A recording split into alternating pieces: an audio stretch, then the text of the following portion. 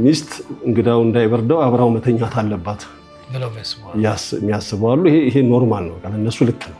አንድ ስነ ምግባር ክርስቲያን ሊያደርገን ይችላል። በእግዚአብሔር መልክና አርአያ ነው የተፈጠረው። ስለዚህ ሰው በጎ ሁን ተብሎ አይነገርም። ኦልሬዲ በጎ ነው በተፈጥሮ። ሩሩህ ሁን አትባልም፣ ሩሩህ ነህ በተፈጥሮ። ስነ ምግባር እንዲህ ነበረ። አይ ድሮ ስርዓቱ የድሮ እንደዚህ የወጣት ስርዓት እና ይላልና በመጽሐፍ ቅዱስም የሌለ በስነ ምክንያቱም ብትመለከተው አያስኬድም። ባሏ ስለሞተ አብራ ትቀበር ምንም ሎጂክ ተቀባይ ሊሆን አይችልም። ክርስቲያን ኤቲክስ የኢትዮጵያ ኦርቶዶክስ ወይንም የኢስተርን የኦሪየንት ያሉ ኦርቶዶክስ ቸርች አስተምሮ አይደለም። በጣም ታች ነው፣ አይመጥነንም። ማንም እንኳን ባያስተምረውም እንደ ስብዕና ራሱ ሁሉ ውስጡ ኮምፎርት የሚነሳው ነው። ባል ሲሞት ሚስት አብራ መቀበር አለባት የሚለው አሉ። ዱ ዋቴቨር ዩ ዋንት በት ዱ ኢት ኤቲካሊ ነው። ክርስቶስ የእግዚአብሔር ልጅ ነው፣ አዳኝ ነው፣ ጌታችን ነው፣ አምላካችን ነው፣ መድኃኒታችን ነው። ስነ ምግባራዊነት ማለት ሰውነት ማለት ነው።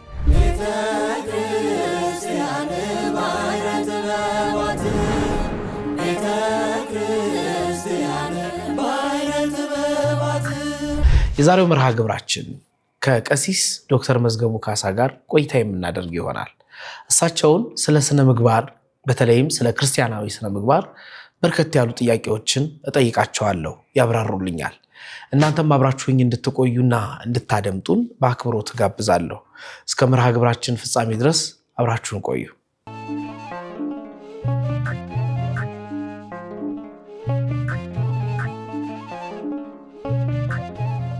ቀሲስ እንኳን ደህና መጡ። እንኳን ደህና ቆያችሁኝ።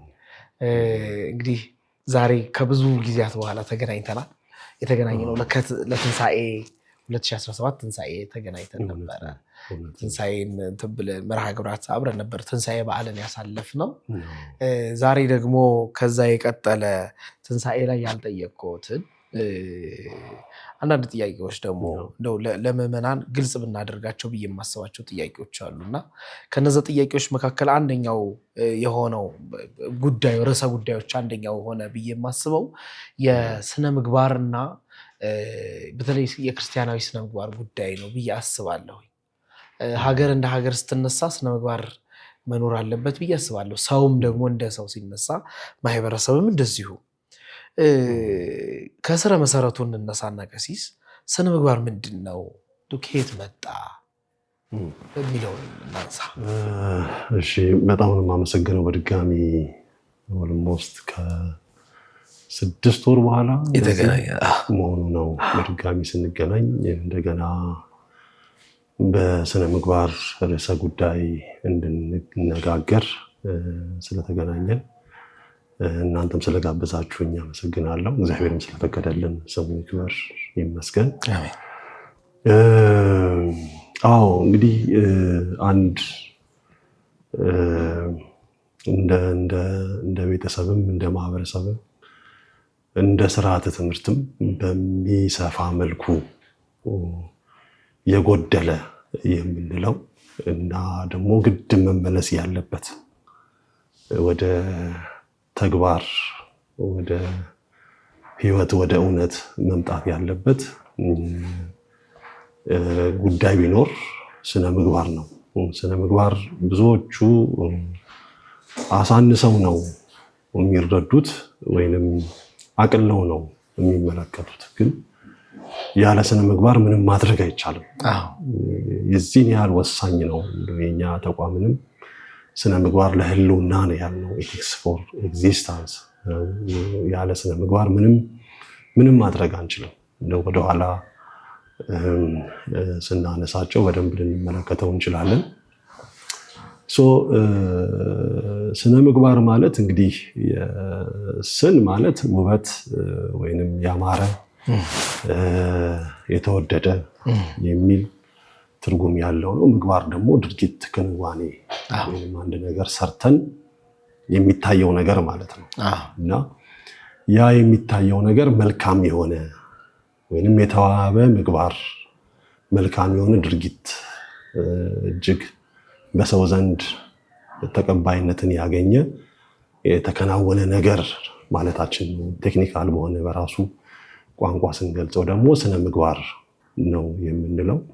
ግብረ ገብም ተብሎ ይጠራል።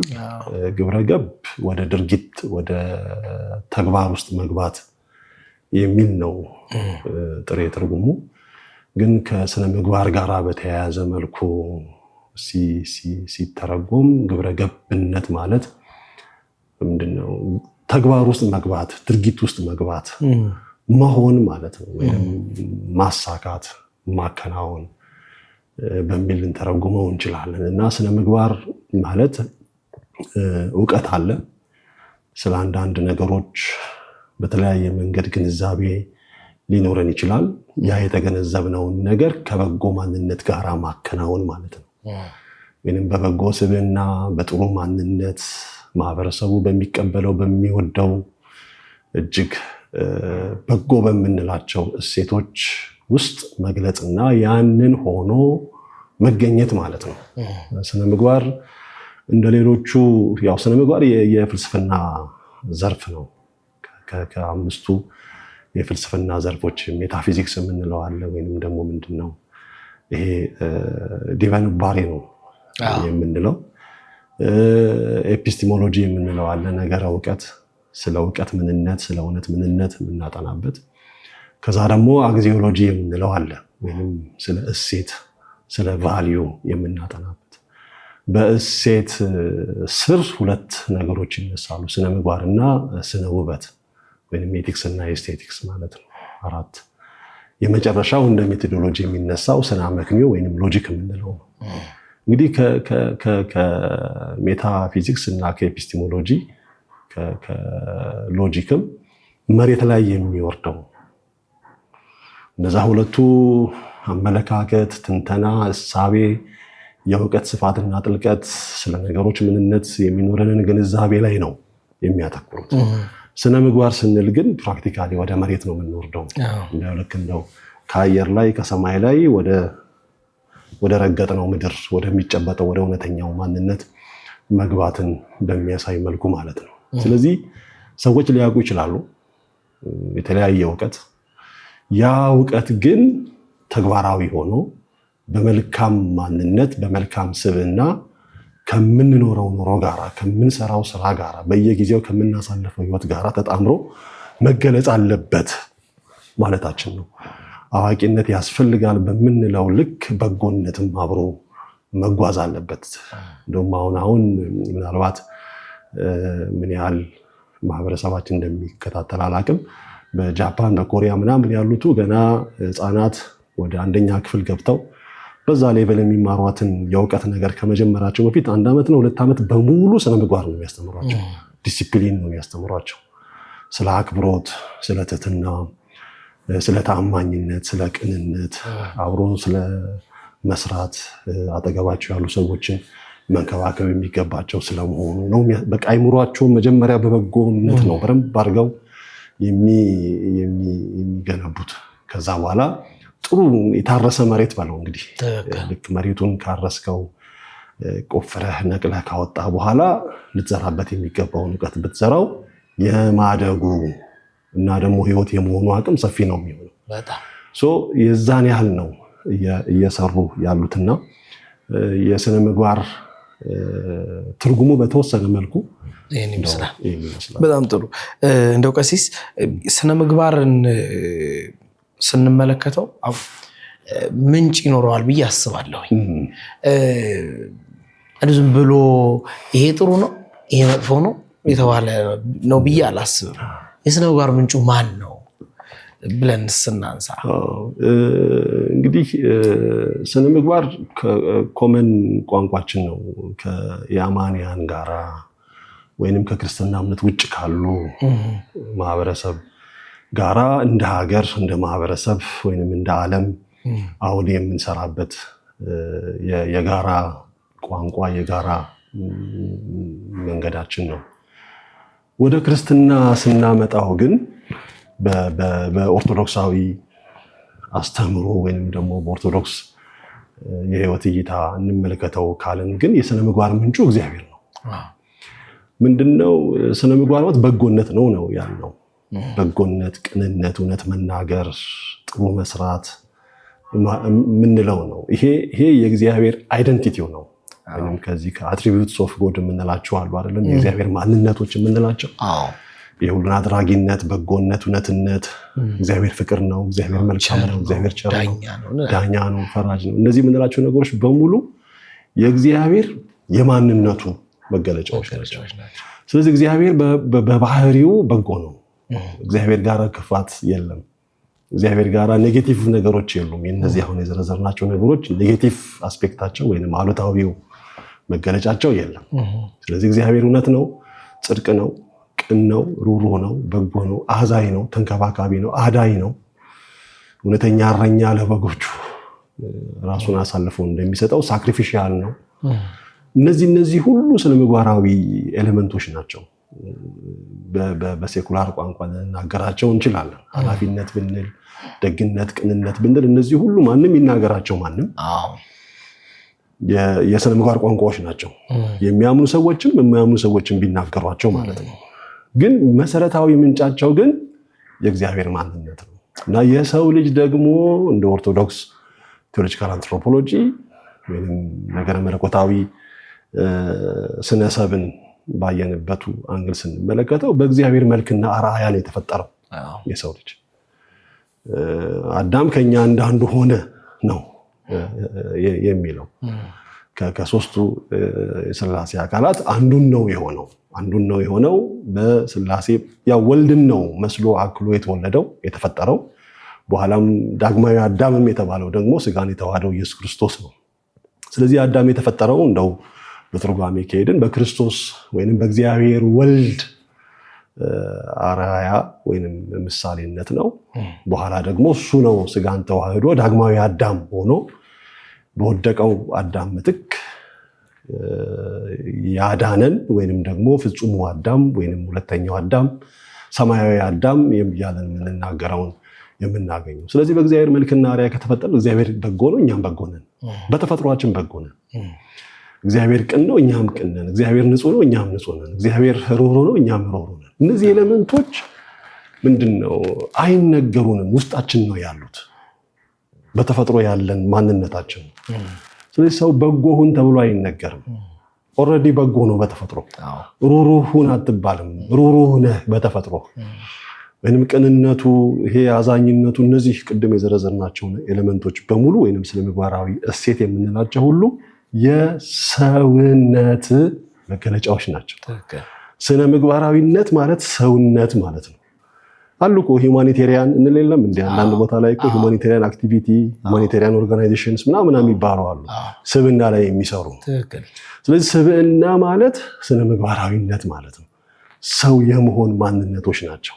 ስለዚህ ሰዎች ለምን ጨካኝ ሆኑ፣ ክፉ አድራጊ ሆኑ ማለት ያ በውስጣቸው ያለው በጎነትን የሸፈነው የዋጠው እነሱ የእኔ ከሚሉት ማንነት ውጪ ለሌላ ኃይል ለሌላ ተጽዕኖ የተጋለጡ መሆናቸውን ነው የሚያሳየው። ስነ ምግባራዊነት ማለት እውነተኛ ሰውነትን ከራሱ ከሰውየው ውስጥ ማውጣት ማለት ነው። እኛውን ብናሰለጥን እኛ ሳምቲንግ ከውጭ ምንጭ ነው ይህን ተቀበል ብለን የምናስተምረው ሳይሆን ሰውየው ውስጥ ያለ ማንነት ነው። ይሄ ነው ያንተ መልክ። ግን በዚህ ሙያ ሲገለጥ እንዴት ነው ቢተረጎመው? በኋላ እናነሳቸዋል። እንደ ሐኪም ሲገለጽ ምንድን ነው የሚመስለው? እንደ ቢዝነስ ሰው ሲገለጽ ምን ይመስላል? ቴክኖሎጂ ላይ የሚሰራ ሚዲያ ላይ ስትሰራ፣ በቤተሰብ ውስጥ ግን በየተለያየ አውድና ኮንቴክስት ላይ ያ ስነ ምግባራዊ ማንነት የሚገለጥበቱ መልክ ነው እኛ እየተረጎምን እየፈታን ለማሳየት የምንሞክረው እንጂ ሰው በተፈጥሮ ደግ ነው። ምናልባት ይህንን ስንል ብዙ ጨካኝ የሆኑ ሰዎች እጅግ የከፋ ነገር የሚያደርጉ የሚዘገንን ሪሊ ሰው ናቸው ወይ እስክንል ድረስ የሚያጠራጥሩ ሰውዬ እነዚህን ሁሉ ሰዎች የት ዘንጉት ሆነው ሰው በተፈጥሮ መልካም ነው የሚል ጥያቄ ሰዎች ሊያነሱ ይችላሉ። ግን ይሄ የሚያሳየው የተገዙበትን ተጽዕኖ በምን ያህል መጠን ለክፉ ሀሳብ ለክፉ ማንነት ተጽዕኖ ስር የወደቁ መሆናቸውን ነው ስትሮንግሊ የምንናገረው እንጂ እንደ ሰው እንደተፈጠረ ሰው በውስጣቸው ያለ ምናልባት ከሕፃንነታቸው ጀምሮ በዛ በክፉ ማንነት እንዲሄዱ እንዲያድጉ እኛ ልክ በበጎ መንገድ ማደግ አለባቸው መሰልጠን አለባቸው በምንለው ልክ በዛው ደግሞ በክፋቱ መንገድ በተንኮሉ በበቀሉ በምናምኑ በአረመናዊነት ያሰለጠኗቸው ሰዎች ኖረው አዚፍ ለበጎነት እንዳልተፈጠሩ ወይንም በውስጣቸው የርህራሄ የበጎነት ማንነት የሌላቸው እስኪመስሉ ድረስ ሰዎች ሊታዩ ይችላሉ። ያ ማለት ግን ሰው በተፈጥሮ መልካም አይደለም የሚለውን ይጋፋዋል፣ ይሰርዘዋል ማለት ግን አይደለም። ናቸው ያው ዲስኢንፌክት ይባል የለም አንድ ነገር ኦልሬዲ የሆነ ኢንቶክሲኬትድ ከሆነ ከተመረዝን ያ የተመረዘውን ነገር እንዴት መውጣት እንዳለብን ነው የምናስበው እንጂ ሰው በተፈጥሮ ክፉ ሆኖ አይደለም ወይም ስነ ምግባር የለሽ ሆኖ አይደለም። በጣም ጥሩ ቀሲስ፣ ብዙ ጊዜ አሁን ላይ ያሉ ወላጆች ወይም ትልቅ ሰዎች መምህራን በተለይ ረጅም እድሜ ገፋ ያለ እድሜ ያሳለፉ የኔን 1-2 እጥፍ እድሜ ወይም 1 እጥፍ እድሜ ያሳለፉ ሰዎች በእኛ ጊዜ ስነ ምግባር እንዲህ ነበረ፣ አይ ድሮ ስርዓቱ የድሮ እንደዚህ የወጣት ስርዓት ምናምን ይላልና ድሮና ዘንድሮ ብለን መክፈል እንችላለን ስነ ምግባር? ያ እንግዲህ ምንድነው አንጻራዊ ነው የምትናገረው። እኔ በዛን ጊዜም ራሱ ምን ያህል በሚገባ የስነ ምግባር ትምህርቱ ተሰጥቶ ፕራክቲካሊ ተገልጿል የሚለው ላይ እንደው 100% ፐርፌክት ነበረ ብዬ መናገር አልችልም።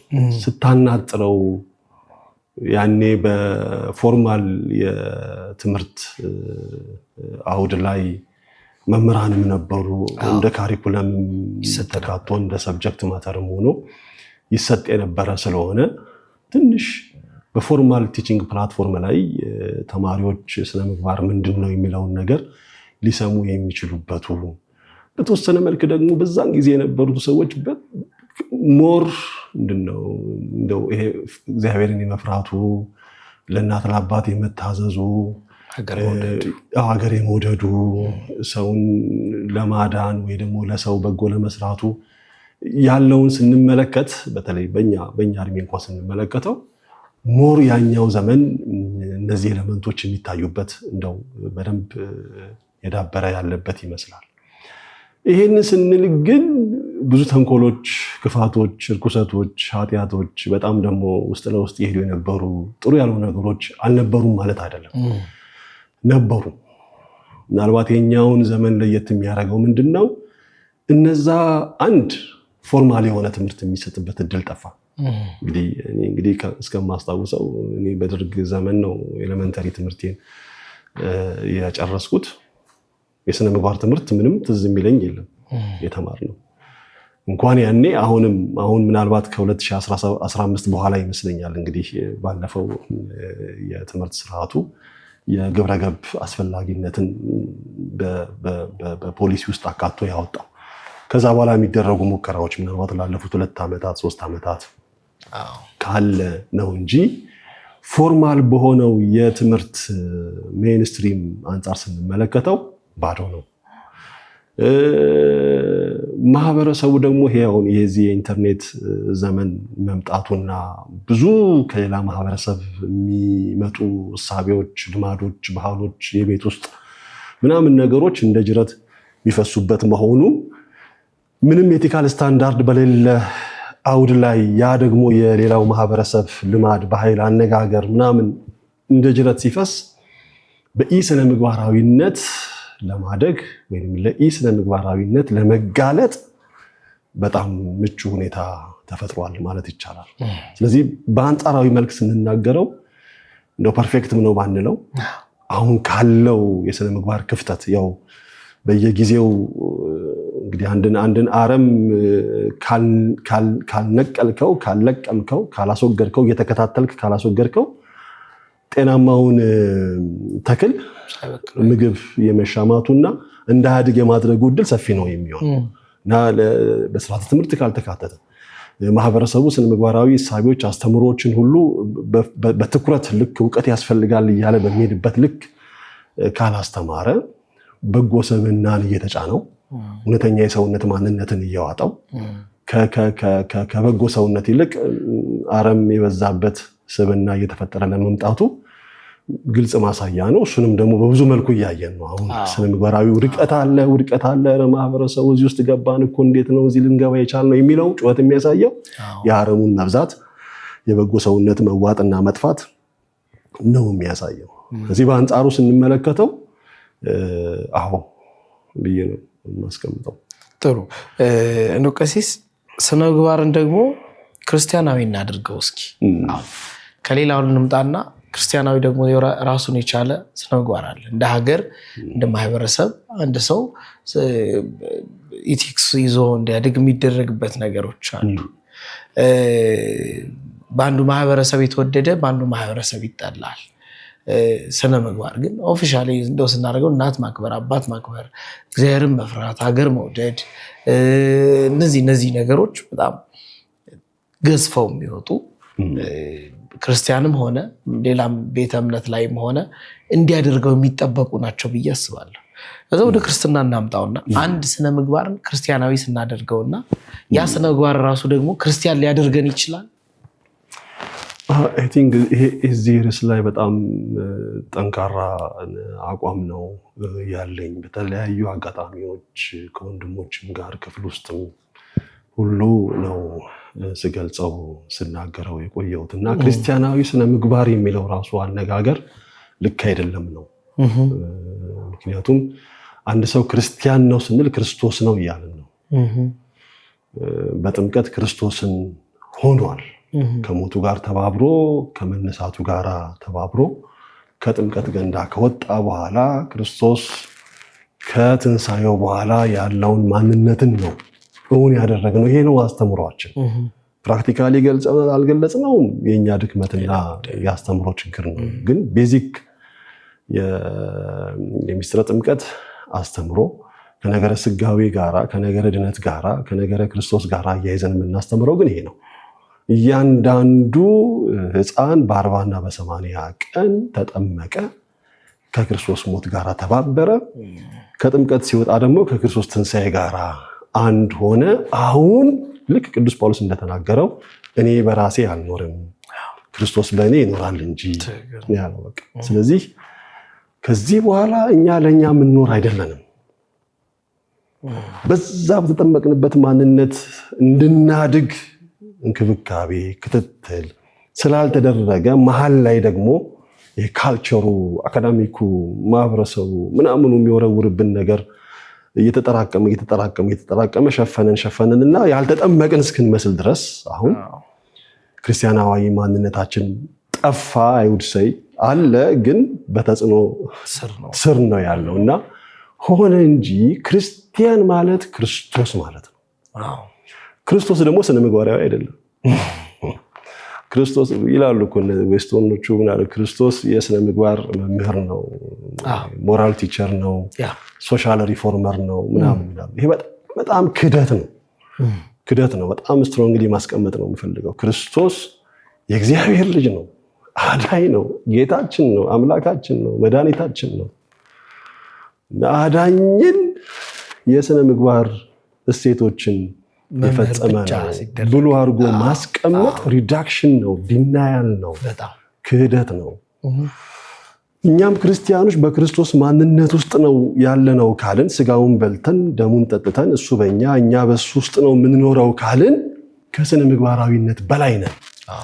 ልብ አድርግ፣ ከስነ ምግባራዊነት በላይ ነን እና ይሄ ከስነ ምግባራዊ ማንነት በላይ የሆነውን አውርደን ስነ ምግባራዊ ብሎ መግለጽ ከባድ ዲሉዥን ነው በማህበረሰብ ውስጥ የሚፈጥረው። የተዛባ እይታ ነው የሚፈጥረው። ልብ አድርግ፣ በጣም እንደ እንትን አሳንሰን የምናየው አይደለም። ለዚህ ነው ስትሮንግሊ እኔ የምቃወመው ክርስቲያን ኤቲክስ የኢትዮጵያ ኦርቶዶክስ ወይንም የኢስተርኑ የኦሪየንት ያሉ ኦርቶዶክስ ቸርች አስተምሮ አይደለም። እኛ የምናስተምረው መንፈሳዊነትን ነው። ኦርቶዶክሳዊነት፣ ክርስቶሳዊነት ክርስቶስን መሆን ነው፣ ከክርስቶስ ጋር መዋሃድ ነው ወይንም አንድ መሆን ነው። ይሄ ቴዎሲስ ሱታፊ አምላክ የምንለው ነው። እሱ ንጽሐ ልቡና ነው። ንጽሐ ልቡና ነው ኦርቶዶክሳዊ ማንነት የምንለው፣ ክርስቶስን ሆነን የምንገኝበት ማንነት። ስነ ምግባርን በደረጃ አስቀምጠው ካልከኝ ደግሞ ንጽሐ ስጋ ነው፣ ታች ነው፣ ገና ወጣኒነት እና ገና እንደውም በምሳሌ ለማሳየት ሙሴ ወደ ደብረ ሲና ተራራ ቀረብ ሲል ገና ወደ ተራራው ግርጌ ቀረብ ሲል የእግርህን ጫማ አውልቅ አለው ይላል። እሷ ትእዛዝ ናት፣ ኮማንድመንት ማለት ነው። ስለዚህ ገና ወደ ቤተክርስቲያን ስንቀርብ እዛ በየመንደሩ በየማህበረሰቡ የሰማቸውን ትርክቶች፣ ቆሻሻ ሀሳቢዎች ወይንም ትክክለኛ ያልሆኑ የማንነት መገለጫዎችን ሁሉ አውልቅና ወደ ተቀደሰው ወደ እግዚአብሔር ቤት ግባ የምንባልበት ገና ከደጃፍ የምትነገረናት። እኛ ግን ከዛ አልፈን ነፃ ነፍስ ላይ ደርሰን እውነተኛ የሆነውን የክርስቶስ ወንጌል ሰምተን አምነን እና ደግሞ ቅዱስ ሥጋውን ክቡር ደሙን በልተን ጠጥተን ቤተ መቅደስ ውስጥ ከመስዋዕቱ ጋር ተባብረን አልፈነዋል። ያንን ደረጃ አልፈነዋል። ስለዚህ ለክርስቲያን ስነ ምግባራዊነት በጣም ታች ነው፣ አይመጥነንም ነው። በዛ በስነ ምግባር ደረጃ መገለጽ ለኛ የለብንም ነው። ከዛ በላይ ነን። በእውነተኛ ማንነታችን ከዛ በላይ ነን። ሪያሊቲው ውጭ የምናየው ቢሆንም አስተምሯችንና እውነተኛ ማንነታችን ግን ከስነ ምግባር በላይ ነው። እንደ ጥሩ ማሳያ የሚሆነው ብዙ ጊዜ ደጋግሜ የማነሳው አንድ የዩኒቨርሲቲ ተማሪ የሆነን ሰው የዩኒቨርሲቲ ተማሪም ነው የኤሌመንተሪም ተማሪም ነው ብሎ እንደመናገር ነው። ይሄ በጣም የማይሆን ነው። ዩኒቨርሲቲ ተማሪ ከሆንክ ከኤሌመንተሪ አልፈህ ሃይስኩልን አልፈህ ገብተሃል ማለት ነው። ዩኒቨርሲቲ ደግሞ አልደረስክም ከተባለ ኤሌመንተሪ ነው ከተባልክ ደግሞ ገና አልደረስክም ማለት ነው። ስለዚህ እኛ ተጠምቀናል፣ የኦርቶዶክስ እምነት ተከታይ ነን ካልን እንደው ለአናሎጂ እንዲመች ነው ለማናጸር የሃየር ኤዱኬሽን ሌቭል ላይ ነው ያለ ነው። የሚጠበቅብህ ባለህበት ልክ ነው፣ በማንነት ልክ ነው የሚጠበቅብህ። ታች ተራራው ግርጌ ስር ከሆንክ ተራራው ግርጌ ስር ባለው ሌቭል ነው የሚጠበቅብህ፣ ያለህ እሱ ነው፣ በቃ የለህም። ከፍ ካልክና ደግሞ ንጻ ነፍስ ላይ ከደረስክ ወንጌልን በተረዳህበት ልክ ነው ንግግር የሚጠበቅብህ። እንደ ኦርቶዶክስ እምነት ደግሞ ቅዱስ ሥጋውን ክቡር ደሙን በልተህ ከክርስቶስ ጋር ከተዋሃድክና እሱ በአንተ አንተ በሱ የምትኖር ደግሞ ከሆነ ደግሞ በክርስቶሳዊ ማንነት ልክ ነው የሚጠበቅብህ።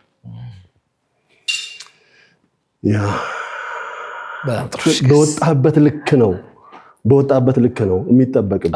ስለዚህ የሚጠበቅብህን አጥቼ ማንም የኤሌመንተሪ ተማሪ ታች ያለው ሁሉ ሊሆነው የሚገባውን ካንተ ተራራው ጫፍ ላይ ደርሳል ብዬ ከምለው ሳጣ ኪሳራ። ይሄ አይነት ነገር ተፈጥሯል። አንፎርቹኔትሊ ኢትዮጵያ ላይ እንደዚህ ነው እየሆነ ያለው። ይሄ ነው የሆነው። ስለዚህ ክርስቲያናዊ ኤቲክስ ብሎ ብቻ ራሱ ማስተማሩ ራሱ ይሄንን ኮንፊውዥን ማጽናት ነው፣ እያጸና ነው አይደለም። እኛ እንደ ማህበረሰብ ከማህበረሰብ ጋር ከአማንያን ከኢአማንያን ወይም በአጠቃላይ በሌላ እምነት ከሚኖሩ ሰዎች ጋር እንደ ማህበረሰብ እንደ ሀገር ስንኖር በጎነት፣ ቅንነት የጋራ ቋንቋችን ነው። እሱን ስነ ምግባር እናስተምራለን።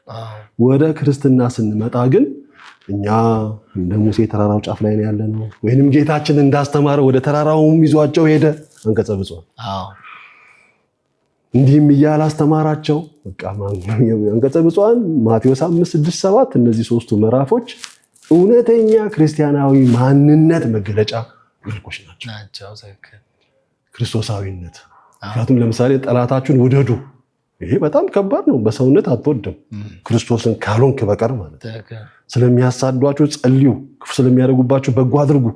በመንፈስ ድሃ መሆን፣ ባለጸጋ ሆነህ ድህነትን እንዴት ሆኖ ይመጣል? በሰብአዊነት ከተማ አይመጣም። እውነት ነው። ባለስልጣን ሆነህ እኔ ተራ ሰው ነኝ ብሎ ማለት ወይንም ምሁር ሆነህ ምንም እንደማታውቅ አድርገህ ራስን መቀበል ማስመሰል አይደለም፣ መቀበልና ሆኖ መገኘት። ይሄ ኢምፖሲብል በጣም። ክርስቶስ ግን አምላክ ሲሆን ምን ሆኗል?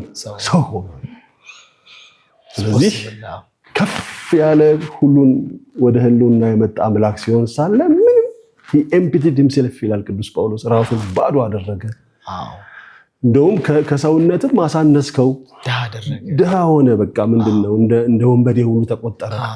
በዛን ያህል ልክ ዓለምን ወደ ህልውና ያመጣ የፈጠረ ያዳነን አምላክ የአማልክት አምላክ የጌቶች ጌታ ከፍ አድርገን የምንጠራው እሱ ከወንበዴዎች እንዳንዱ ተቆጠረ ይላል። ይህንን እውን ለማድረግ ክርስቶስ መሆን ይፈልጋል። ይሄ ከስነ ምግባራዊነት በላይ ነው። በጣም በጣም ማለት ራሱን ችሉ በጣም ስፍት ያለ በጣም ቆንጆ የሆነ ነው። ክርስቲያናዊ ስነ ምግባር ብለን በሰንበት ቤት ኮርስ ይወሰድ በምናምን ከዛ በኋላ ትምህርት ቤት ላይ ደግሞ ኢቲክስ ተብሎ ደግሞ በትንሹ ሲሰጥ እናዝናለን። የኔ ወላጆች ግብረገብ ተምሬያለሁ ይላሉ፣ እደ ጥበብ ተምረናል ይሉኛል። እና እነዛን አምጥተን ደግሞ በትንሹ ክርስቲያናዊ ነው ብለን ስናስብ ደግሞ ይሄ ክርስቲያናዊ ደግሞ ከዛ በታች ሆኖ ደግሞ ሲገኝ ሰፊ የሆነ መነጋገሪያ ነው። እውነት ነው። ይሄ በጣም ብዙ እና እንዴት ነው ክቲቬት ማድረግ ያለብን፣ እንዴት ነው ማድረግ ያለበት? ከዛ በኋላ የሚነሳው ጥያቄ ይሄ ነው።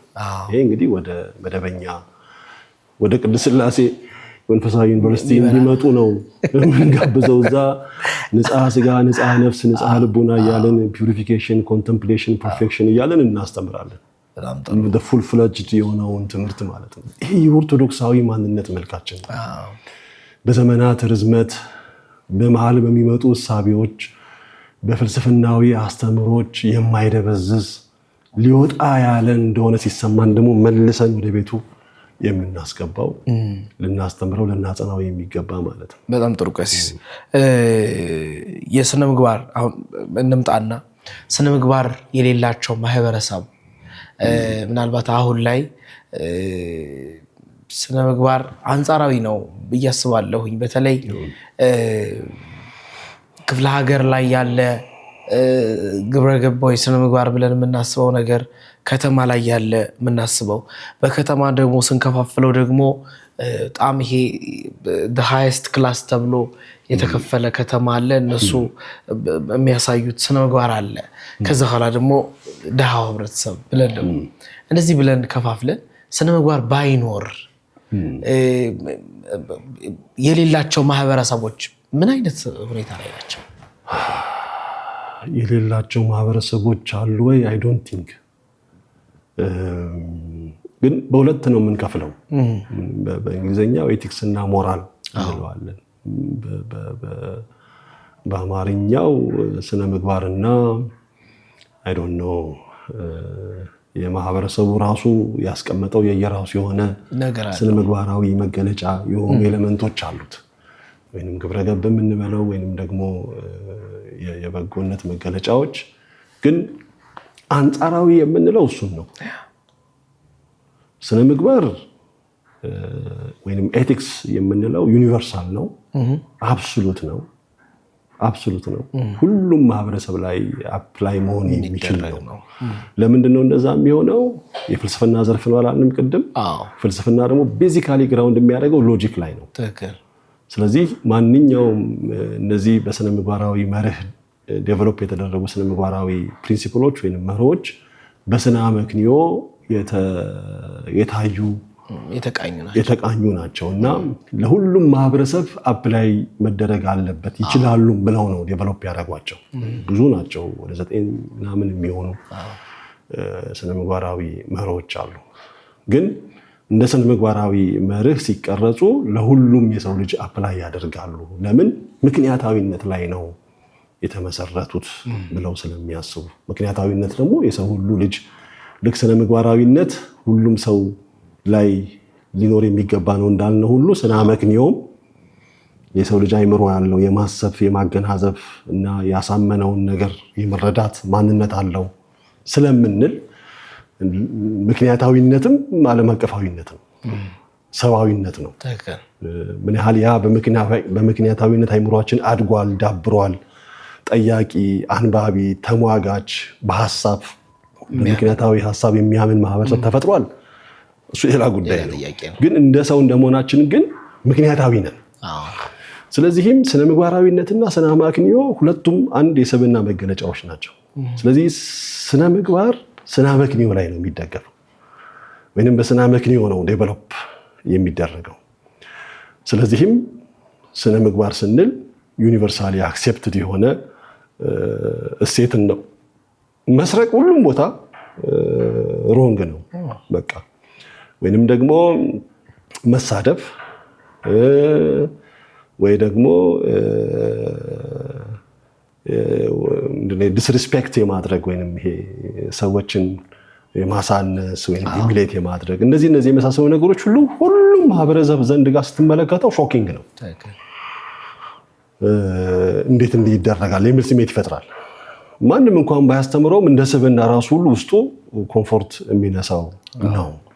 ስነ ምግባራዊነት ይሄ ዩኒቨርሳሊ አክሴፕትድ በሆነ የአመክንዮ እሳቤ ላይ ተደግፎ የተመሰረተ ስለሆነ ዓለም አቀፋዊነት ይዘት አለው።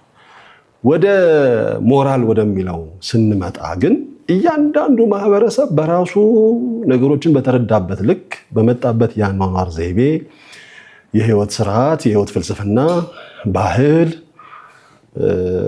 ካልቸርም ሊኖርበት ይችላል። በዛ ውስጥ ሆኖ ይሄ ልክ ነው ያለው ነገር አለ። በስነ ምግባራዊ ሲታይ ሮንግ የሆነ በማህበረሰቡ ዘንድ ግን ተቀባይነት ያገኘ ልክ ነው ተብሎ ተስማምተው እነዛ ማህበረሰቦች ልክ ነው ብለው የጠበቁት ነገር አለ። ልክ አይደለም ብለው የፈረጁት ነገር አለ። እሱ ነው አንጻራዊ። ምክንያቱም በአመክንዮ ሲፈተሽ ለምሳሌ አሁን አንዳንድ ቦታ ምንድነው አንድ እንግዳ ሲመጣ የት ነው እነዚህ እኮ ስኪሞች የሚባሉ እንግዳ ከመጣ አካባቢው በጣም ኖርዝ ፖል ላይ ጥግ ያለ ስለሆነ ሚስት እንግዳው እንዳይበርደው አብራው መተኛት አለባት ብለው የሚያስቡ አሉ። ይሄ ኖርማል ነው፣ እነሱ ልክ ነው።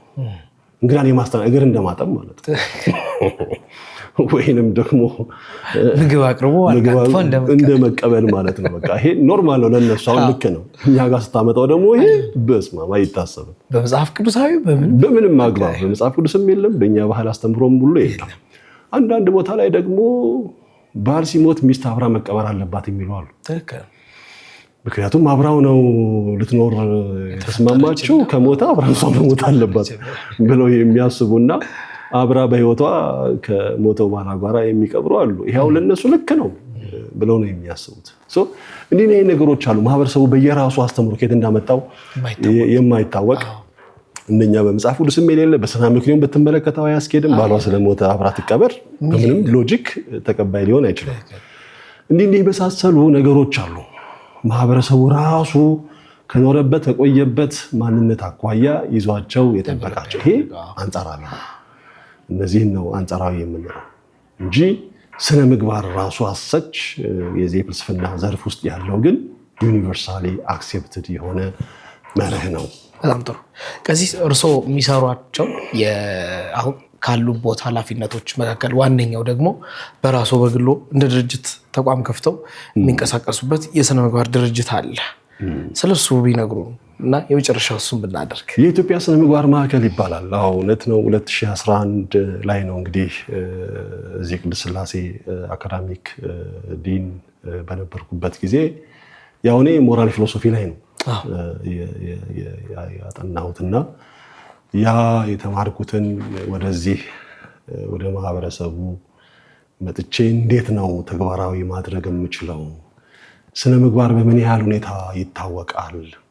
ስፔሻሊ ፕሮፌሽናሊ በሚለው ወደ 7 ዋና ወደ 14 የሚሆኑ ናቸው ርዕሰ ጉዳዮቹ። ከ14ቱ ግን 7ቱን አስቀደምንና ስነ ምግባር በቤተሰብ፣ ስነ ምግባር በትምህርት ተቋም ውስጥ ወይም ከኤዱኬሽን ጋር በተያያዘ፣ ስነ ምግባር በቢዝነስ ወይም በንግድ ስራ ውስጥ ወይም ቢዝነስ ኤቲክስ የምንለው፣ ስነ ምግባር በሕክምና ሜዲካል ኤቲክስ የምንለው፣ ስነ ምግባር በፖለቲክስ ፖለቲካና ስነ ምግባር ያለው ግንኙነት፣ ስነ ምግባርና ሚዲያ ይሄ እናንተ ራሱ ተቋም ማለት ነው፣ ስነ ምግባርና ቴክኖሎጂ የሚሉ እነዚህን አስቀደምንና በእነዚህ ላይ ሰዎች መደብን 4-5 እያደረግን አሰስመንት አጥንተው እንዲመጡና እንደ ምንድነው where is ethics in these professions የሚለው እና እያጠኑ እየመጡ እያቀረቡ እየተወያየን እያዳበር ነው ቆየንና ፋይናሊ ያገኘነው ውጤት በጣም በጣም ኦልሞስት በቃ ኮምፕሊትሊ ኢትዮጵያ ውስጥ አይታወቅም ማለት ይቻላል። በቃ ይሄንን አሁን ስል እደፍራለሁ። ምክንያቱም አይተነው የደረስንበት ድምዳሜ ሀሳብ ስለሆነ አንድ ያገኘነው ምንድነው ጤና ጣቢያ ሚኒስትሪ ኦፍ ሄልዝ ላይ ግን የሜዲካል ኤቲክስ ትሬኒንጎች ሞጁሎች በጣም በብዛት አግኝተናል። ትኩረት ሰጥተው ይሰሩ ነበር። እንደውም የኤቲክስ ማዕከል በአመት 2 የሚሆን ኬዞችን የሚመለከት የተቋቋመም እንዳለ ተረድተናል። እንግዲህ አሁን እስካሁን ቀጥሎ ሰፍቶ ይሁን እርግጠኛ አይደለሁም። በወቅቱ ግን ያን አይተናል እና የሕክምና ተቋማትን፣ የቢዝነስ ተቋማትን፣ የፖለቲካ ባክግራውንድ ወይንም አቋም ግንዛቤ ያላቸው ሰዎችን፣ ቤተሰቦችን ነው እንግዲህ ኢንተርቪው እየተደረገ እየተወያየን የቆየ ነው። ያ ያሳየን ውጤት ግን በጣም በጣም የሚያስደነግጥና በቃ የስነ ምግባር ውድቀታችን ከባድ መሆኑን ነው። ለዚህ ነው በዛን ያህል ልክ የስነ ምግባር ያለ እየተባለ እየተጮኸ ያለው በሁሉም ሚዲያ።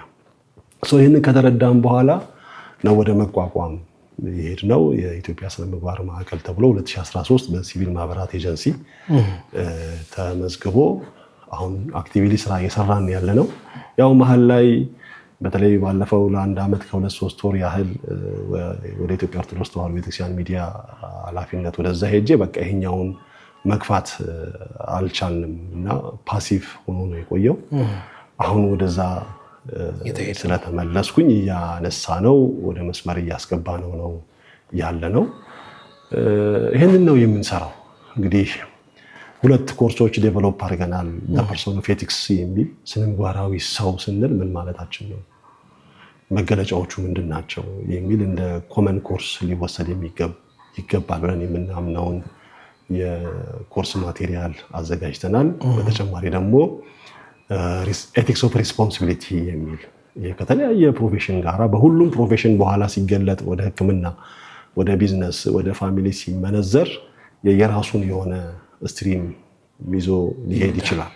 ግን ሪስፖንሲቢሊቲ ግን የሁሉም ፕሮፌሽን መገለጫ ነው እና ኤቲክስ ኦፍ ሪስፖንሲቢሊቲ ምን ማለት ነው የሚል እንደ ኮመን ኮርስ የሚሰጥ አንድ ሞጁል አዘጋጅተናል። ከሕክምና ጋራ በተያያዘ ሪስፖንሲቢሊቲ ፎር ሜዲካል ፕሮፌሽናልስ የሚል፣ ሪስፖንሲቢሊቲ ፎር ቲቺንግ ፕሮፌሽናልስ የሚል፣ ሪስፖንሲቢሊቲ ፎር ቢዝነስ ፕሮፌሽናልስ የሚል እንደዚህ የመሳሰሉ ሞጁሎችን አዘጋጅተናል። ለልጆች የሚሆኑ ደግሞ ወላጆች ሊያውቋቸው የሚገቡ ልጆችን በልጅነታቸው ሊነግሯቸው የሚገቡ ስነ ምግባራዊ እሴት የሚሉ አንድ 16 ነው። እንደዚህ የሚሆኑትን የምትገልጽ እንደ ትንሽ የቡለቲን አዘጋጅተን በጣም ነው ሰዎች እየወሰዷት እየተጠቀሙ ያሉት። ያነበቡት ሁሉ የሚሰጡን አስተያየት ደስ የሚያሰኝ ነው። ብዙ ነው ኤሪያው። ከብዙ ተቋማት ጋራ ተነጋግረናል። ብዙ ተቋማት አብረን እንድንሰራ እኛም አናግረናቸዋል። እነሱ ፍላጎታቸውን አሳይተውናል። ያንን መልክ መስመር እያስያዝን በስነ ምግባር በኩል የተፈጠረውን ሂዩጅ ጋፕ እንዴት መሙላት እንደምንችል ነው እንግዲህ ያሰብን እየሰራን ያለ ነው። ቀሲስ እዚህ ድረስ መጥተው የእርስዎን ድርጅትም ስላስተዋወቁን ከዛ ተጨማሪ ደግሞ ስነ ምግባር ምን እንደሚመስል ገለጻ ስላደረጉልኝ በጣም አመሰግናለሁ። ቀረ የሚሉት ካለ ወይንም ደግሞ ማግኘት የእናንተን የድርጅቱን ውጤት እና የእጅ ስራዎች ማግኘት የሚችሉት በየት በኩል እንደሆነ ቢያስተዋውቁልን። አድራሻችን ፒያሳ ቲሩም 1ኛ ፎቅ ላይ ነው ያለ ነው። ከተለያየ ሙያ ጋራ የተያያዘ እውቀትም የስራ ዝንባሌም ያላቸው ወንድሞች ጆይን ቢያደርጉን አብረን ለመስራት በጣም ደስተኛ እንደምንሆን መግለጽ እፈልጋለሁ። ሁሉም ስራዎች ያስፈልጋሉ። ያለ ስነ ምግባር ግን ስኬታማ መሆን አይችልም ብለን ነው የምናምነው። እንደ ሞቶ የምንናገረው ዱ ዋትኤቨር ዩ ዋንት በት ዱ ኢት ኤቲካሊ ነው የምንለው። ምንም ነገር መስራት አለብንም፣ መስራትም ያስፈልጋል። ግን በስነ ምግባራዊ መንገድ መሰራት አለበት። አለዛ በምንም ተአምር ያ የሚሰራው ስራ በጣም እርግጠኛ ሆኜ ነው የምናገረው፣ ያ የሚሰራው ስራ የሚፈለገውን ግብ ማሳካት እንደ ግለሰብም እንደ ቤተሰብም እንደ ማህበረሰብም እንደ ሀገርም ያሉብንን ችግሮች መቅረፍ አንችልም በምንም ታምር። እርግጠኛ ሆኜ ነው አስመሬ ማስቀመጥ የምፈልገው። ማወቅ አለብን፣ መስራት አለብን። ግን ከእያንዳንዱ እውቀትና ስራ አጠገብ ጋር ግን ስነ ምግባራዊነት አብሮ መሆን አለበት።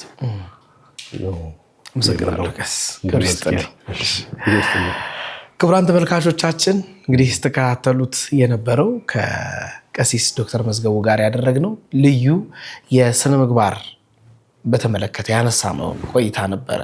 እንግዲህ ቆይታችንን በጣም እንደወደዳችሁ ተስፋ አደርጋለሁኝ። ስነ ምግባር ለሀገር፣ ለህዝብ፣ ለቤተክርስቲያን፣ ለሁሉ እንደሚያስፈልግ እናምናለን።